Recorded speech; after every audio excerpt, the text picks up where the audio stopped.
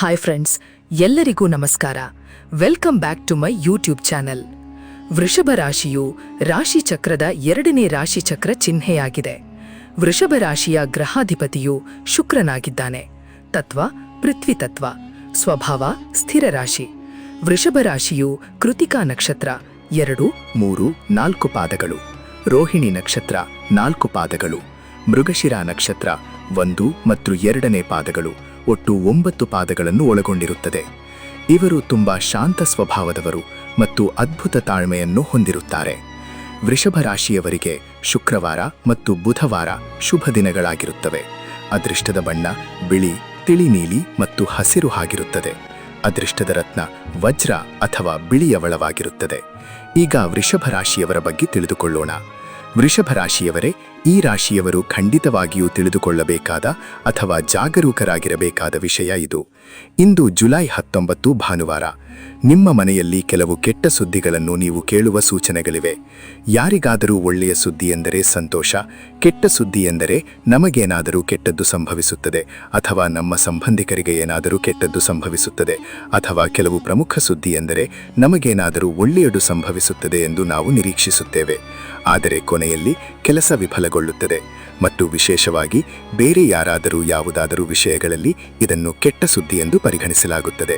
ಅಲ್ಲದೆ ನೀವು ಈ ವಿಡಿಯೋವನ್ನು ಎಲ್ಲಿಯೂ ಬಿಟ್ಟು ಬಿಡದೆ ಕೊನೆಯವರೆಗೂ ನೋಡಿದರೆ ನಿಮಗೆ ಎಲ್ಲ ವಿಷಯಗಳು ಅರ್ಥವಾಗುತ್ತವೆ. ಇದು ಯಾವ ರೀತಿಯ ಸುದ್ದಿ ಮತ್ತು ನೀವು ಹೇಗೆ ಜಾಗರೂಕರಾಗಿರಬೇಕು. ಆದ್ದರಿಂದ ತಡ ಮಾಡದೆ ವಿಡಿಯೋಗೆ ಹೋಗೋಣ. ಈ ರಾಶಿಯವರು ಬಹಳ ವಿಶೇಷ ವ್ಯಕ್ತಿಗಳು. ಅಲ್ಲದೆ ಈ ರಾಶಿಯವರು ಯಾವಾಗಲೂ ಸಂಬಂಧಗಳು ಮತ್ತು ಸಂಪರ್ಕಗಳನ್ನು ಬಹಳ ಮುಖ್ಯವೆಂದು ಪರಿಗಣಿಸುತ್ತಾರೆ.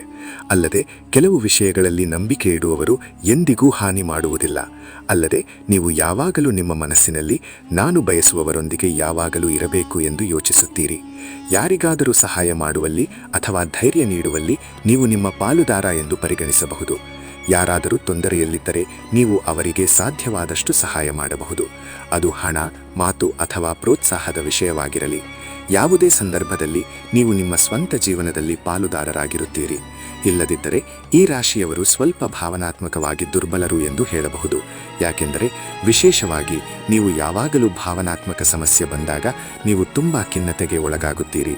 ಅಲ್ಲದೆ ನೀವು ಎಚ್ಚರಿಕೆಯಿಂದ ಗಮನಿಸಿದರೆ ಸ್ವಲ್ಪ ಸಮಯದಿಂದ ನಿಮ್ಮ ಕುಟುಂಬ ಅಥವಾ ನಿಮಗೆ ಸಂಬಂಧಿಸಿದ ಸಂಬಂಧಿಕರಾದ ಅಜ್ಜ, ಅಜ್ಜಿ, ಚಿಕ್ಕಪ್ಪ, ಚಿಕ್ಕಮ್ಮ, ಸೋದರ ಸಂಬಂಧಗಳು ಅಥವಾ ಕೆಲವು ವಿಷಯಗಳಲ್ಲಿ ಧೈರ್ಯಶಾಲಿಗಳಾಗಿರುವವರು, ನಿಮ್ಮನ್ನು ಪ್ರೋತ್ಸಾಹಿಸುವವರು, ಬೆನ್ನು ತಟ್ಟುವವರು ಮತ್ತು ಪ್ರತಿಯೊಂದು ವಿಷಯದಲ್ಲೂ ಅವರು ನಿಮ್ಮೊಂದಿಗಿದ್ದಾರೆ ಎಂದು ಹೇಳುವ ಜನರು ಅನುಕೂಲಕರವಾಗಿಲ್ಲ ಎಂದು ನೀವು ಗಮನಿಸಬಹುದು.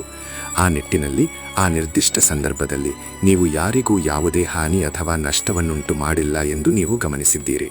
ಅದು ಸಂಭವಿಸಿದಂತೆ ಅವರು ಬಹಳ ಜಾಗರೂಕರಾಗಿರುವ ಸಂದರ್ಭಗಳಿವೆ. ಅದೇ ಸಮಯದಲ್ಲಿ ಕೆಲವು ಸಮಯದಿಂದ ಅನಿರೀಕ್ಷಿತವಾಗಿ ಮತ್ತೊಂದು ಪ್ರಮುಖ ಸುದ್ದಿ ಕೇಳಿಬರುತ್ತಿದೆ ಮತ್ತು ಕೆಲವು ಸಂದರ್ಭಗಳಲ್ಲಿ ಕೆಲವು ದೊಡ್ಡ ನಷ್ಟ ಸಂಭವಿಸಲಿದೆ ಮತ್ತು ಅದು ಸಂಭವಿಸುವ ಸಾಧ್ಯತೆ ಇಲ್ಲ ಎಂದು ಹೇಳಲಾಗುತ್ತದೆ. ಮತ್ತು ಅಂತಹ ಪರಿಸ್ಥಿತಿಯಲ್ಲಿ ತೊಂದರೆಯಲ್ಲಿರುವವರು ನಿಮ್ಮಲ್ಲಿ ಇಂದು ಅಂದರೆ ಜುಲೈ 19 ಭಾನುವಾರದಂದು ಅನಿರೀಕ್ಷಿತ ಆಘಾತವನ್ನು ಎದುರಿಸಬೇಕಾಗುತ್ತದೆ. ಅವರಿಗೆ ಸಂಬಂಧಿಸಿದ ವಿಷಯಗಳಲ್ಲಿ ಸಮಸ್ಯೆ ಇನ್ನೂ ಕಡಿಮೆಯಾಗದಿರುವುದು ಅಥವಾ ಈ ಸಮಸ್ಯೆ ಸ್ವಲ್ಪ ಸಮಯದವರೆಗೆ ನಿಮ್ಮನ್ನು ಕಾಡುತ್ತಲೇ ಇರುತ್ತದೆಯೇ ಎಂಬುದನ್ನು ನಿರ್ದಿಷ್ಟವಾಗಿ ಹೇಳುತ್ತದೆ. ನೀವು ಅವರನ್ನು ಅವರ ಜೀವನದಲ್ಲಿ ಸಂಪೂರ್ಣವಾಗಿ ಕಳೆದುಕೊಳ್ಳುತ್ತೀರಿ ಎಂಬ ಸುದ್ದಿ ಇರುತ್ತದೆ. ಆದರೆ ಅದು ಇದ್ದಕ್ಕಿದ್ದಂತೆ ನಿಮ್ಮನ್ನು ಆಘಾತಗೊಳಿಸುತ್ತದೆ. ಇದಲ್ಲದೆ ನಿಮ್ಮ ಕುಟುಂಬ ಸದಸ್ಯರು, ನಿಮ್ಮ ಸಂಬಂಧಿಕರು ಚೆನ್ನಾಗಿಲ್ಲ ಅಥವಾ ಅವರಿಗೆ ಏನಾದರೂ ಕೆಟ್ಟ ಘಟನೆ ನಡೆದಿದೆ ಎಂದು ನಿಮಗೆ ತಿಳಿಸುತ್ತಾರೆ. ಆದರೆ ಅವರು ನಿಮ್ಮ ಜೀವನದಲ್ಲಿ ಬಹಳ ಮುಖ್ಯವಾದ ಪಾತ್ರವನ್ನು ವಹಿಸಿದರು. ಅವರು ನಿಮಗೆ ಬಹಳ ಮುಖ್ಯವಾಗಿದ್ದರು ಮತ್ತು ಅವರಿಂದಾಗಿ ನೀವು ಕೆಲವು ಪ್ರಮುಖ ವಿಷಯಗಳನ್ನು ಸಹ ಕಲಿತಿದ್ದೀರಿ. ಮತ್ತು ಅಂತಹ ಜನರು ನಿಮಗೆ ಹೆಚ್ಚಿನ ತೊಂದರೆಗಳು ಮತ್ತು ಸಮಸ್ಯೆಗಳನ್ನು ಉಂಟುಮಾಡುತ್ತಾರೆ.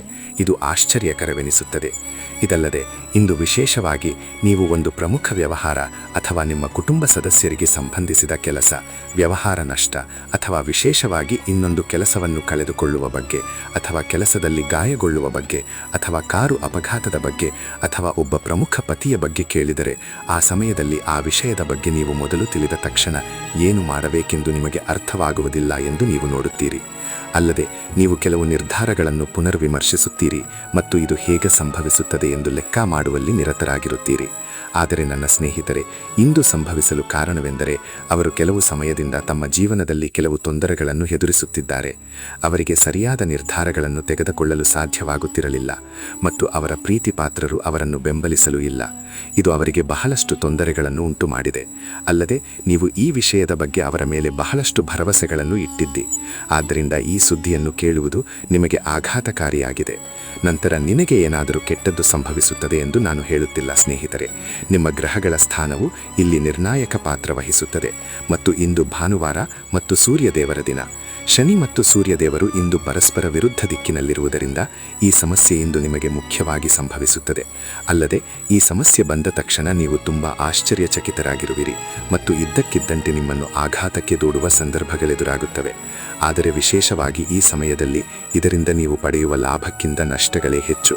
ನೀವು ಕೆಲಸ ಮಾಡುವುದನ್ನು ನಿಲ್ಲಿಸುತ್ತೀರಿ ಮತ್ತು ತುಂಬ ಚಡಪಡಿಕೆ ಅನುಭವಿಸುತ್ತೀರಿ ಮತ್ತು ಸ್ವಲ್ಪ ಸಮಯದವರೆಗೆ ಯಾವ ನಿರ್ಧಾರ ತೆಗೆದುಕೊಳ್ಳಬೇಕೆಂದು ನಿಮಗೆ ಅರ್ಥವಾಗುವುದಿಲ್ಲ. ಇದಲ್ಲದೆ ಅಂತಹ ಸಮಸ್ಯೆಗಳು ಬರದಂತೆ ತಡೆಯಲು ನೀವು ಅನೇಕ ಪ್ರಯತ್ನಗಳನ್ನು ಮಾಡಿದ್ದೀರಿ.